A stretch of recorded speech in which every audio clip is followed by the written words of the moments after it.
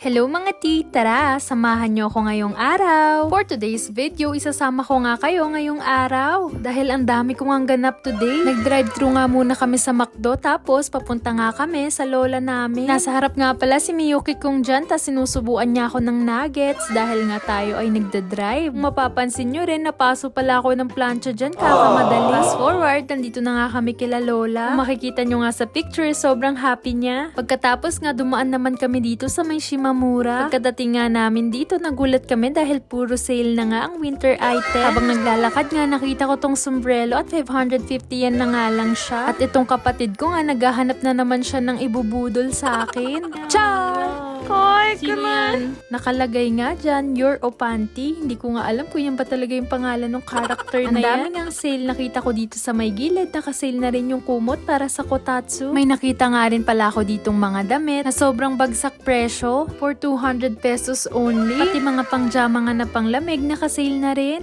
Kaya bumili na nga rin ako for next year. Nung hinahanap ko nga sila mama, nakita ko sila dito sa may carpet section. Kaya naisip ko na ipakita na rin sa inyo yung mga carpet dito pag naka-sale. O diba, very affordable na. Dahil tapos na nga yung winter season, itong mga jacket nila, sobrang baba na nga ng mga presyo. Diyan nagustuhan ko nga yung style nitong coat na to dahil wala pa akong ganito. Kaso nung tinry ko, sobrang laki pala. Nga pala yan sa Shimamura. Pagkatapos nga namin dyan mag-shopping, dumiretso naman kami dito sa Yakiniku. Sakto nga dahil ngayong araw, magse-celebrate kami dahil 1 year na nga dito si Bebe Paolo sa Japan. Kaya nga daw, iti-treat niya kaming lahat. Niloloko ko nga siya dyan kung may lagnat ba siya. Char! Back to the video na nga, kumukuha kami dyan ni Miyuki ng drinks namin. Professional.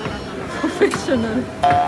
Sila mama naman at si Bebe Paolo, nag-beer nga sila. At dahil ako nga ang magdadrive pa uwi, juice na muna tayo. Kung magta-travel nga kayo sa Japan, wag nyo papalampasin yung yakiniku nila dito dahil sobrang quality ng meat at sobrang sarap talaga. Tignan nyo yung kanin ng kapatid ko, grabe pang construction worker. Payat lang yan pero napakalakas kumain ng kanin niya. Kahit nga bigyan mo lang yan ng sabaw, basta marami siyang kanin, okay na siya. Pag nagka-boyfriend to, niloloko ni mama na sobrang magiging tipid daw ng jowa niya. Kanin lang sapat na. Cha! Nakakahilo yung video, no? Si mama kasi nagbe-video niyan. So, syempre, iinggitin ko pa rin kayo. Tapos bigla nga humirit si mama dyan. May kasama kaming kano.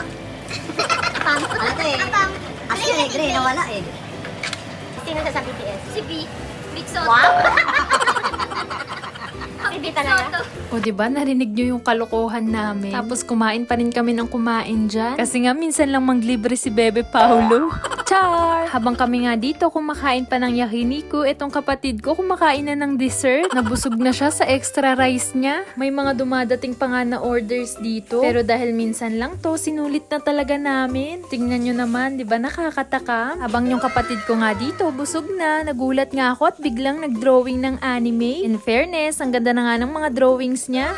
I hope you enjoyed this vlog. Thank you for watching. それじゃあ、またね!